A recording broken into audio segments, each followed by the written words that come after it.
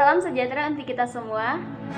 Terima kasih atas kesempatan yang telah diberikan kepada saya. Perkenalkan, nama saya Delvita Muri Katrin dari Prodi Pendidikan Agama Kristen Institut Agama Kristen Negeri Toraja.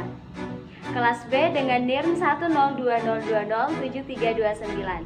Adapun tujuan dari pembuatan video ini adalah terkait dengan penyelesaian tugas ujian akhir semester mata kuliah Psikologi Umum. Baiklah, kita akan membahas mengenai materi motivasi. Namun sebelum kita lebih jauh membahas materi ini, saya telah mengumpulkan beberapa pendapat dari keluarga, dari teman-teman, bahkan dari sahabat. Lalu mereka berpendapat bahwa motivasi itu adalah sebuah dorongan. Bahkan ada yang berpendapat motivasi itu menggerakkan seseorang, bahkan memberi semangat. Ada juga yang berpendapat bahwa motivasi itu pendapat yang diberikan kepada seseorang, bahkan tindakan untuk membantu seseorang. Nah, dalam membahas mengenai motivasi ini, tentu setiap orang itu memiliki motivasi dalam hidupnya. Lalu kemudian muncul satu pertanyaan, pentingkah motivasi itu? Menurut saya dan sebagian besar orang berpendapat bahwa motivasi itu sangat penting. Mengapa? Karena motivasi ini adalah faktor atau kekuatan yang mendorong kita untuk melakukan sesuatu. Untuk lebih jelasnya kita akan membahas mengenai pengertian motivasi. Kata motivasi berasal dari bahasa Inggris yaitu motivation, yang artinya sebuah dorongan. Kata kerjanya adalah to motive, yang berarti bahwa mendorong dan daya penggerak.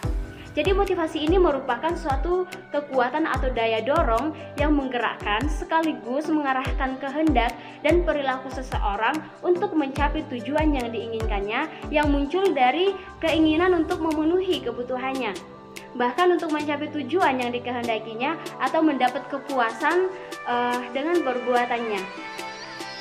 Jadi tak dapat dipungkiri lagi bahwa motivasi itu sangat penting bagi kita dalam melakukan sesuatu.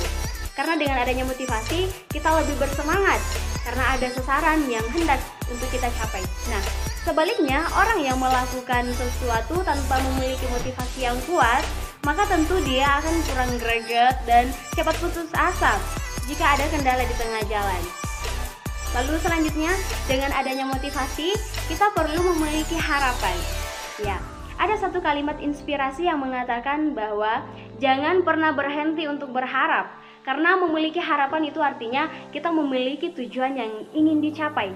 Harapan ini menjadi dasar utama motivasi. Mengapa? Karena yang pertama, ada kebutuhan yang ingin dipuaskan. Contohnya, kita belajar, kita kuliah, kita sekolah, atau menggapai pendidikan setinggi-tingginya untuk mencapai tujuan kita. Misalnya, kita ingin membahagiakan orang tua, atau kita ingin menjadi orang yang bermanfaat bagi orang lain. Ya. Lalu yang kedua yaitu pemenuhan kebutuhan itu tidak dengan cara yang mudah.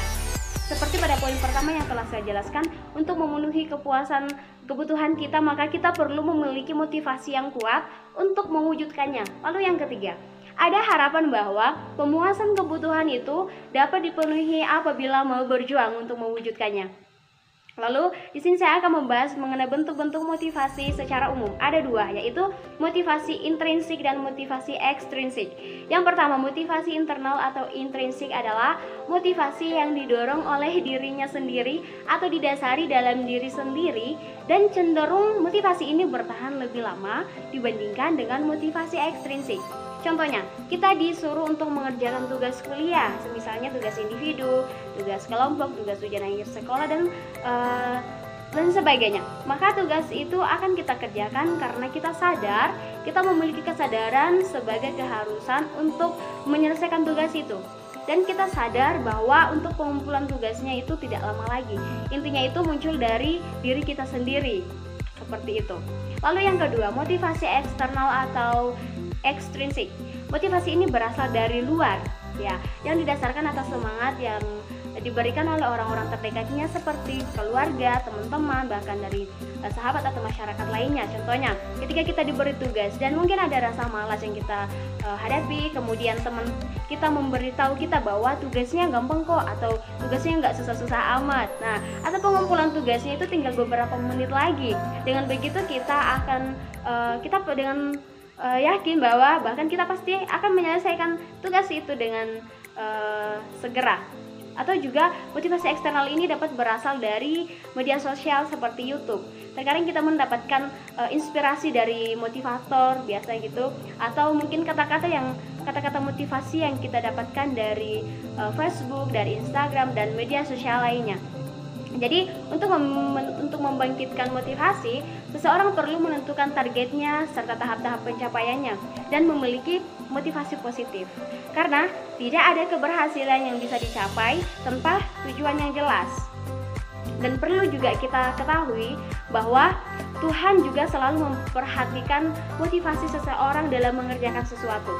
Tepatnya ada di dalam 1 Tawarik 28 ayat 9. Kesimpulan yang bisa kita dapatkan dari firman Tuhan ini berkata bahwa sebab Tuhan menyelidiki segala hati dan mengerti segala niat dan cita-cita. Itulah sebabnya kita harus selalu menjaga motivasi kita sesuai kehendak Tuhan, sehingga semua yang kita hasilkan adalah baik dan berkenan kepadanya. Nah, mungkin ada yang bertanya, bagaimana cara kita memotivasi diri? Yang pertama, melalui rasa percaya diri. Nah, dengan rasa percaya diri ini artinya kita memberikan reward tersendiri pada diri kita. Misalnya, saya pasti bisa, atau jangan pernah menyerah, ya, jangan pernah menyerah. Atau kita berkata bahwa aku pasti sukses, kalau tidak sukses pasti bukan aku, ya. Atau mungkin kita memberikan semangat untuk diri kita sendiri. Dan perlu kita ketahui, kita harus menghindari kata-kata saya tidak bisa, saya tidak mampu, saya tidak pantas, saya tidak berpengalaman dan lain sebagainya. Pokoknya itu harus dihindari. Intinya itu kita harus belajar untuk selalu bersyukur, seperti di dalam Mazmur 139 ayat 14. Di situ kita dapat berkata bahwa aku bersyukur kepadamu oleh karena kejadianku dahsyat dan ajaib. Ajaib apa yang kau buat dan jiwaku benar-benar menyadarinya. Lalu yang kedua, dengan menentukan sasaran. Nah, dengan adanya target ke masa depan, maka kita dapat meraih apa yang kita inginkan. Seperti itu. Dan yang ketiga, dengan menyusun catatan sukses yang pernah diraih. Nah, dengan adanya catatan sukses yang pernah diraih ini dapat memotivasi diri kita untuk menjadi lebih baik di masa depan. Seperti pengalaman saya dari catatan sukses yang pernah saya raih dari SD, SMP bahkan SMA itu ketika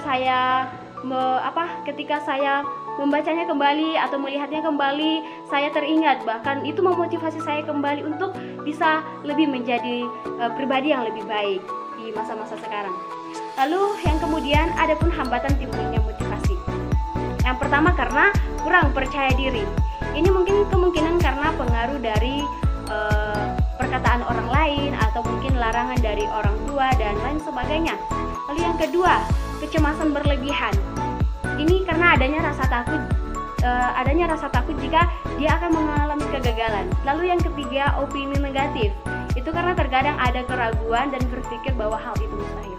Lalu untuk mencapai harapan dan impian tidak hanya melalui motivasi, namun disiplin sangat mendukung motivasi, karena motivasi tidak pernah berlangsung selamanya. Terkadang dapat mandek di tengah jalan. Dan disiplin diri mencakup adanya sikap konsisten untuk berjuang untuk mencapai target yang sudah ditetapkan. Harapan kita adalah tetap konsisten. Dengan konsisten kita bisa mencapai tujuan kita. Ending kata saya, pesan untuk kita yang sedang berjuang, capai terus, bila perlu kita lampaui. Semangat terus semangat. Dengan sabar, tekun dan optimis bersama Tuhan kita pasti bisa. Ya, sekianlah pembahasan materi motivasi dari saya. Selamat tahun baru untuk kita semua. Salam sehat dan Tuhan Yesus memberkati. Shalom.